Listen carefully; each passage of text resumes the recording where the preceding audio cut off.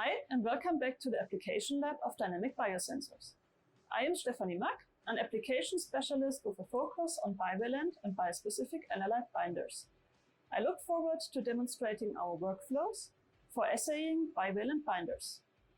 The most prominent example is traditional IgGs, including bispecific and multivalent formats, and more recently, constructs that link two binding modules, such as DARPins.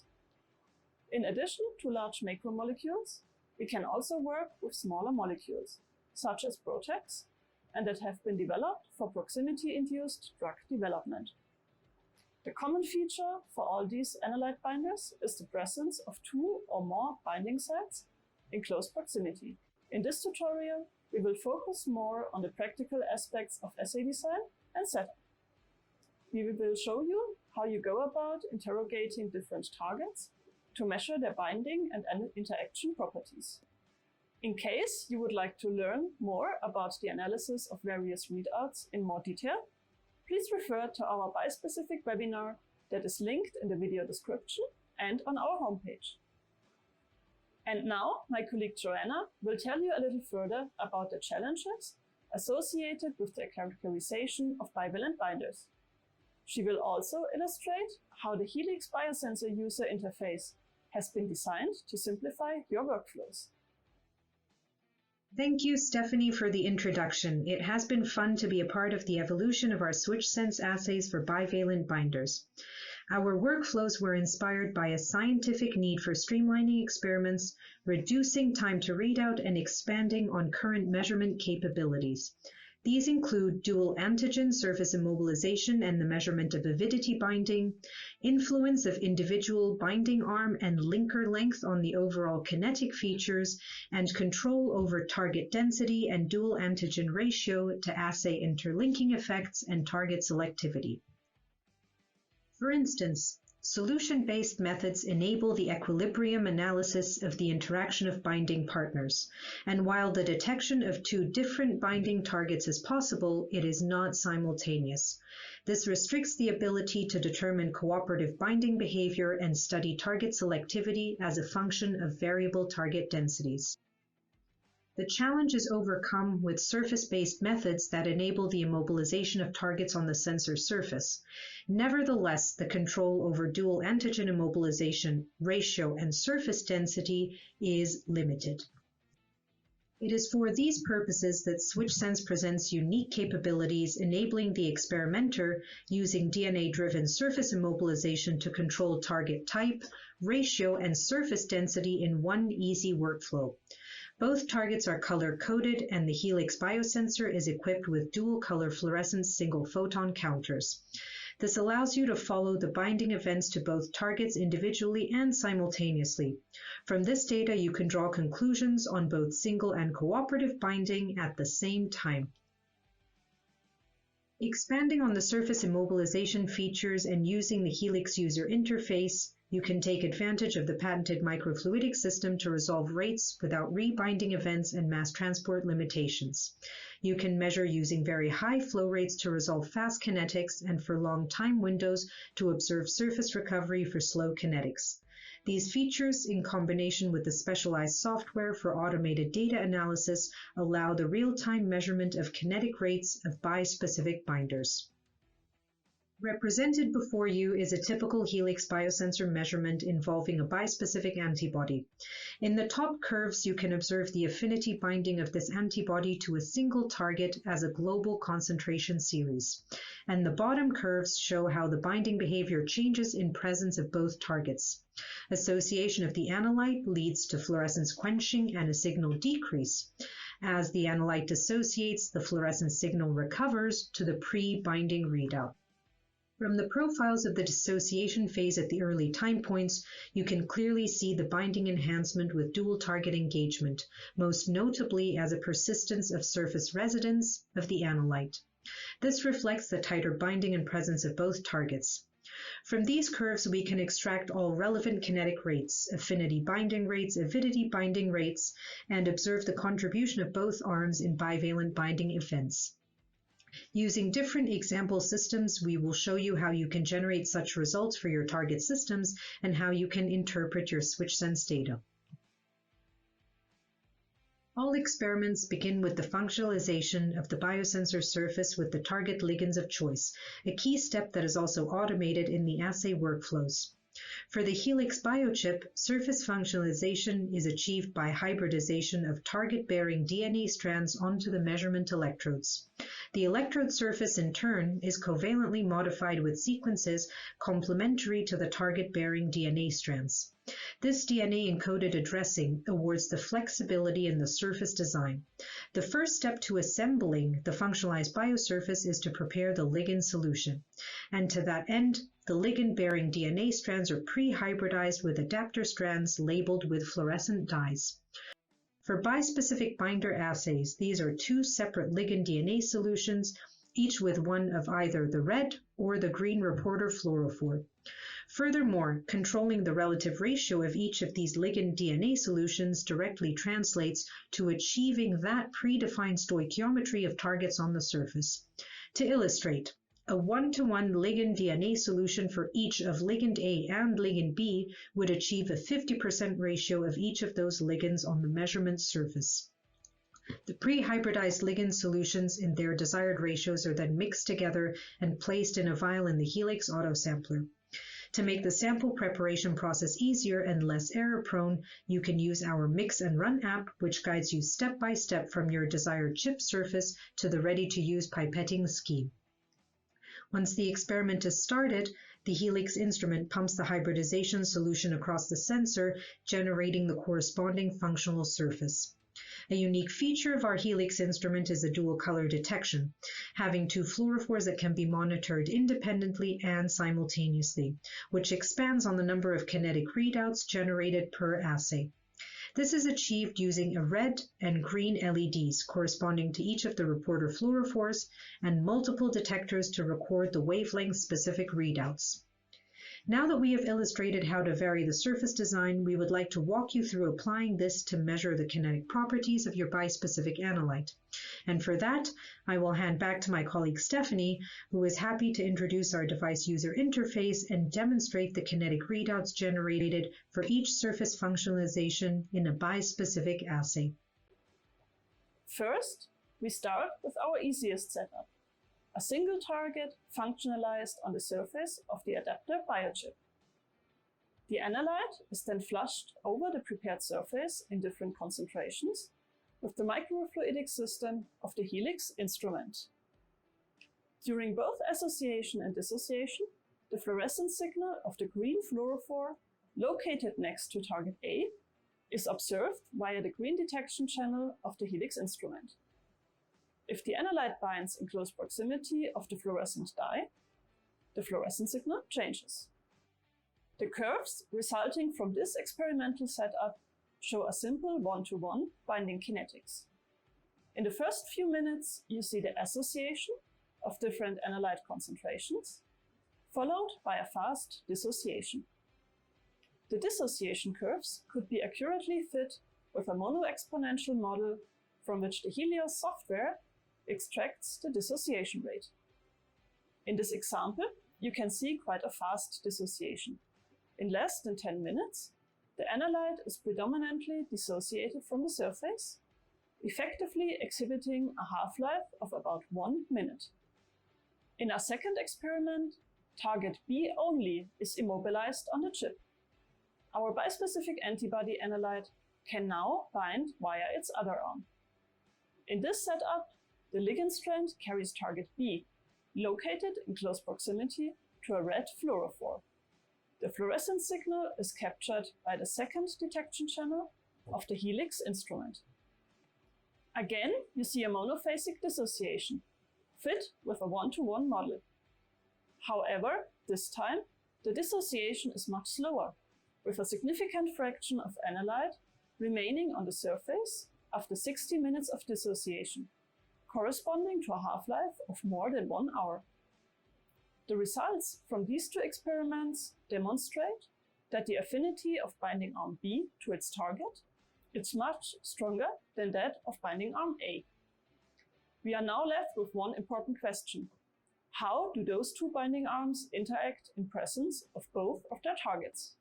In order to answer this question, you would immobilize both targets on the surface at the same time. Now the bispecific antibody can bind to either target A or to target B or to both. All of these binding modes contribute to the overall dissociation profile, and I will walk you through the analysis of the separate fluorescent signal detected by the red and the green channels. Those signals correspond to the target engagement modes of binding arm A in green and binding arm B in red. The green detection channel allows you to observe the binding events on target A. The two different binding modes which involve this target, either alone or in combination with target B, require the use of a 1:2 biphasic model for the fitting process. You can clearly see that the curve is biphasic from the curve profile. More specifically, in the first few minutes of the curve, fast dissociation dominates of analyte molecules bound by only one arm to target A. The off rate here corresponds to that measured in the first experiment with only target A on the chip surface. Slow dissociation then becomes more important in the later time points of the dissociation, from analytes bound by both arms to target A and B. The biphasic model always gives you a set of two different dissociation rates, a faster one corresponding to affinity binding and a slower one corresponding to avidity binding. The red detection channel allows you to observe the binding events on target B. The curves show again a similar biphasic pattern of two different dissociation rates. In this instance, fast dissociation rate corresponds to target B alone. You perhaps recognize the dissociation profile from the later time points, as it corresponds to that of the green curves you have just seen. As a consequence, the avidity off rate of the red and green curves is the same, as it represents the same binding event. In conclusion, by varying the antigens on the surface, you can resolve all relevant kinetic rates of a bispecific binders, the affinities to the single targets, as well as the cooperative binding to both targets simultaneously. You can clearly see how both binding arms are influenced by each other, with the cooperative binding being stronger than any one binding arm alone. The workflow that Stephanie just detailed for assaying bispecific binders is the standard switch sense approach for affinity and avidity analysis on a bifunctional measurement surface presenting a 1:1 ratio of target antigens. But the relative ratio of the two target antigens is yet another parameter that can be varied on the biochip surface. Extending this setup to enable you to qualify binding kinetics of your bivalent binder to surfaces presenting variable ratios of the target antigens is an in vitro setup to mimic cell-specific target expression in order to qualify target selectivity of your analyte. The approach for this assay would involve generating different surfaces using increasing ratios of one target antigen to the second, rerunning the kinetics assay, and comparing the resultant readouts. An important assay parameter also of relevance when mimicking cell surface expression is the relative abundance of each of the antigens, which can be understood as the spatial separation of antigens A and B, and that can be translated to a biosensor setup by adjusting the surface density of ligands A and B. Generating these bifunctional surfaces with variable antigen abundances is similar to the approach that I had described earlier, with one notable change, and that is the addition of non-modified dark adapter strands to the ligand solution mix. These dark adapter strands hybridize to the anchor strands, reducing the number of nanolevers that present ligands. The dark duplexes do not contribute to the binding events or signal and effectively increase the distance between target molecules. Using the heliX adapter chip, the average distance between the nanolevers can be modified from 30 nanometers to up to 300 nanometers. As an application example, we generated bifunctional surfaces with variable ratios of EGFR and HER2 antigens to mimic cell-specific expression patterns of these two antigens on target and non-target cells. And we'll use this setup to illustrate how a switch-sense assay can be used to interrogate target selectivity. More specifically, and for all cell types, the expression level of EGFR is held constant, which translates to maintaining a fixed ratio of EGFR-coupled ligand DNA in the ligand mix, and thus a 50% chip surface saturation. On the other hand, the ratio of HER2 antigen varies from low for non-target cells to high for target cells, which translates to adjusting the amount of dark adapter and HER2-coupled ligand DNA in the ligand mix, contributing to the remaining 50% surface functionalization. Using the same anti-EGFR and anti-HER2 bispecific antibody construct, we ran binding kinetics experiments on each of the surfaces, the traces corresponding to each functionalization scheme presented to the right of the schematics. For this bispecific antibody, the EGFR binding arm displays a weaker affinity for its target antigen compared to the HER2 binding arm, as demonstrated by the dissociation profiles. For surfaces presenting higher ratios of HER2 antigen, a much lower fraction of antibody dissociates within a given time window. To compare the surface residence time of the analyte antibody between the functionalization schemes, we analyzed the time it takes to recover 50% of the binding signal amplitude, which would correspond to 50% analyte loss, and is also referred to as the binding half-time of the antibody on a given surface. For the surface with the lowest HER2 ratio, half of the bound antibody has dissociated from the surface in 30 minutes, in comparison to about 4 hours for the surface with an approximately 4:1 ratio of EGFR to HER2. The binding half-time increases to over 10 hours for the surface with the highest density of HER2, meaning a 2:1 ratio of EGFR to HER2. This readout is of essential importance in the development of new therapeutic antibodies, as it enables you to assay off-target antibody binding for a given therapeutic dose. A key objective in the development of therapeutics is to increase affinity for target cells while maintaining off-target binding to a minimum.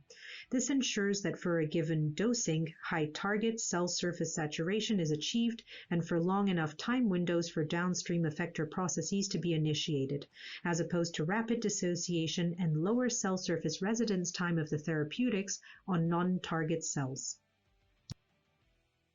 All workflows demonstrated thus far have focused on large macromolecular analytes with moderate to strong binding affinities to their target proteins and that are large enough to bridge the 30 nanometer minimum distance between their surface immobilized ligands. Nevertheless, this minimum distance can limit assay success, more specifically for very weak binders, whereby high local concentrations of target ligands are needed to observe cooperative binding, as well as for small bifunctional analytes such as PROTACs that cannot bridge the larger separation of their binding partners. For these assays, we have established the Y structure for dual antigen surface functionalization. The Y structure is designed to immobilize proteins of interest at a fixed separation. The individual arms of the Y structure confine the motion of each of the binding partners to a small volume, effectively increasing their local concentration, and which is key for the investigation of weak interactions to the analyte. Of note, one of the design features of the Y structure is the flexible hinge region, which allows for the unrestricted movement of the arms and can be adapted to the size of the analyte. In preparation for this experiment, the proteins of interest are each conjugated to the short DNA strands complementary to the separate arms of the structure.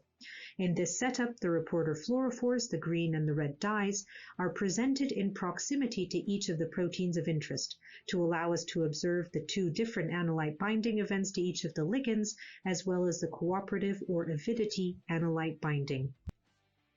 The protocol to achieving the Y structure surface functionalization on the heliX adapter chip is again similar to the sample preparation schemes that we had presented earlier. For this setup, each of the arms of the structure, coupled to each of the reporter fluorophores, in addition to both sequences of ligand-bearing DNA strands, are mixed together and flown through the biochip channel to create the functional surface.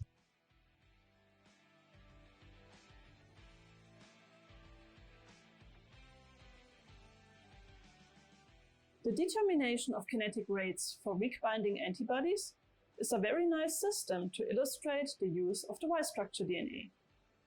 One such example is the bispecific antibody imicizumab, better known by its brand name Hemlibra, which is used to treat the blood coagulation disorder hemophilia A.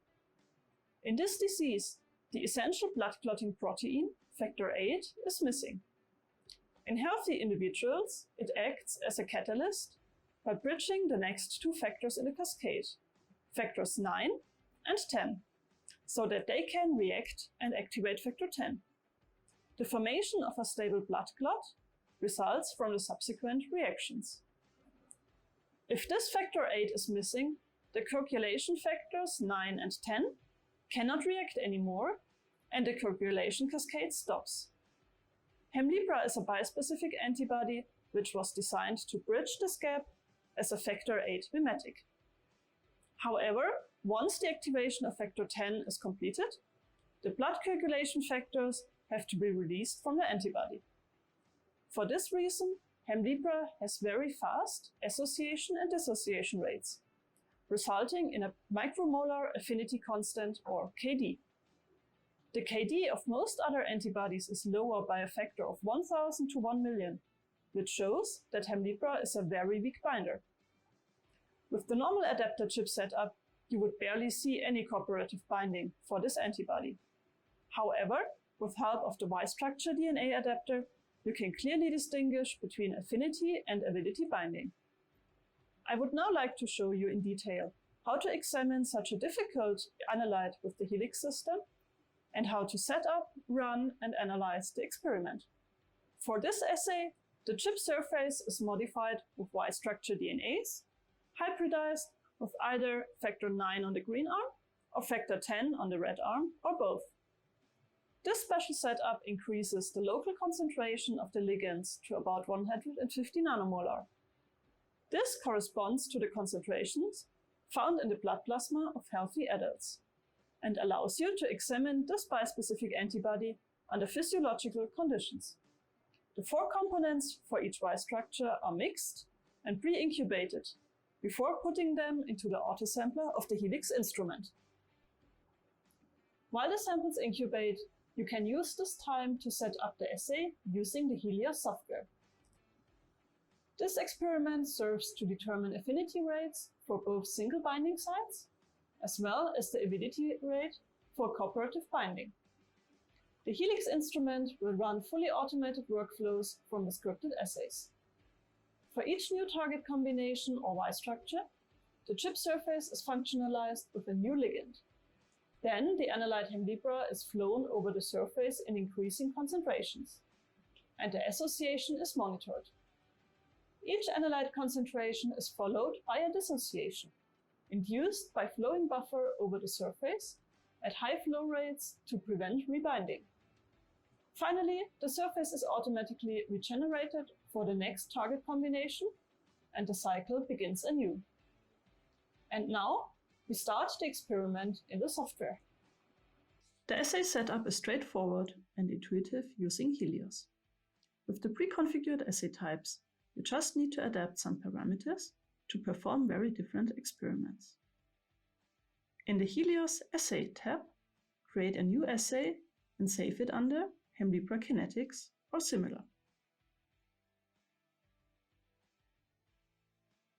In total, this assay will consist of 3 parts, which are all based on the fast kinetics assay type. The first assay part serves to determine the affinity rates for the factor 10 binding arm. Here you select the position of the used biochip in the chip tray. I just placed the chip in position 1. The ligand is the Y-structure DNA carrying factor 10 only on the red arm, at a concentration of 100 nanomolar. The default value for the chip functionalization time applies to nearly all cases. Because of the fast dissociation, you do not need to regenerate the surface in between the analyte concentrations. The analyte is of course the bispecific antibody Hemlibra, in a concentration series with 4 micromolar at the highest concentration and 4 dilution steps by a factor of 4. You can check your dilution series in the preview on the right. Blank runs before and after the Hemlibra concentrations serve as a quality control and to correct for any signal drifts should they occur. As this interaction is very fast, a very short association at a high flow rate is sufficient to reach saturation. 15 seconds should be sufficient here. The dissociation takes a bit longer, but 5 minutes are more than enough. You can set the flow rate even higher during the dissociation if you do not need to save on buffer. Finally, you need to adjust the detection settings to a higher sampling rate to monitor this interaction with confidence. At a sampling rate of 5 Hz, the 15-second association will be resolved with about 50 data points to enable accurate fitting. For the other assay parts, you can just copy and paste the first element.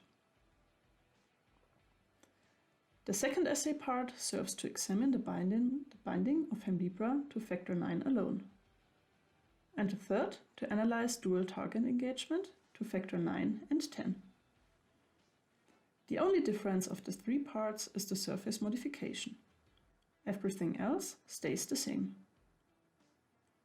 The runtime for this assay is about 1 hour per surface configuration, resulting in 3 hours in total. Once the assay is set up, you make sure that samples, chip and buffer are inside the instrument. Then you start the assay in the software. The live view integrated into the software shows you the current state of the experiment. Now that the experiment has finished, I would like to guide you through the analysis. For kinetic experiments, there are different automatic analysis options. We go directly to the automatic analysis of one assay part, for example the affinity analysis for the factor 9 binding arm. Here we choose the one-to-one interaction analysis. In this case, the sample was measured in the green channel on spot 1, and we can subtract the blank run to correct for any baseline artifacts. We get directly to the results page, which shows us both the curves and the extracted kinetic rates.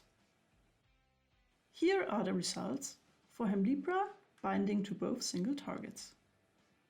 Dissociation of Hemlibra from factor 10 or factor 9 alone is monophasic, following the one-to-one model as predicted. The dissociation from factor 9 is very fast, with a half-time of only a few seconds, leading to a micromolar Kd. The dissociation from factor 10 is a bit slower, with a half-time of about 1 minute, indicating a slightly stronger binder. In the setup, where both targets are surface immobilized, the binding of Hemlibra to factor 9 changes dramatically. As in the example before, you can clearly see the biphasic dissociation following a 1-to-2 model. The fast part of this dissociation corresponds to the single target, whereas the slow part corresponds to the rate of factor 10 alone. You can see even with the bare eye that the shape of the slow part is the same as that of the curves of factor 10 alone, and thus conclude that the dissociation from factor 10 does not change in presence of factor 9. This binding arm is so weak that it does not influence the stronger one at all. Thank you, Stephanie, for demonstrating our device and assay capabilities using the therapeutic antibody Hemlibra. And with that, I would like to summarize our SwitchSense technology capabilities as explored in this tutorial for the kinetic characterization of bispecific and bivalent binders. With the flexible DNA-based surface functionalization, we can design surfaces with single antigens, as well as surfaces presenting dual antigens with predetermined ratios and relative separation. And by running our standard kinetics assay on each of these tailored surfaces, we can measure the affinity and avidity binding rates of bivalent analytes, as well as mimic cell surface antigen expression to assay target versus off-target selectivity. Our standard assays are fully automated with unattended run times of less than 4 hours, using Hemlibra as an example, and using minimal sample quantities. To illustrate, approximately 24 picomoles of each of the factor protein antigens were expended for this assay. We hope to have highlighted for you today the ease of use of our heliX biosensor instrument with its simple workflows and our powerful analytical software helios. The color coding capability to enable the measurement of more than one binding event simultaneously, as well as the ease of surface configuration tailored to your analyte of interest, certainly expands on what is capable in a single binding kinetics assay.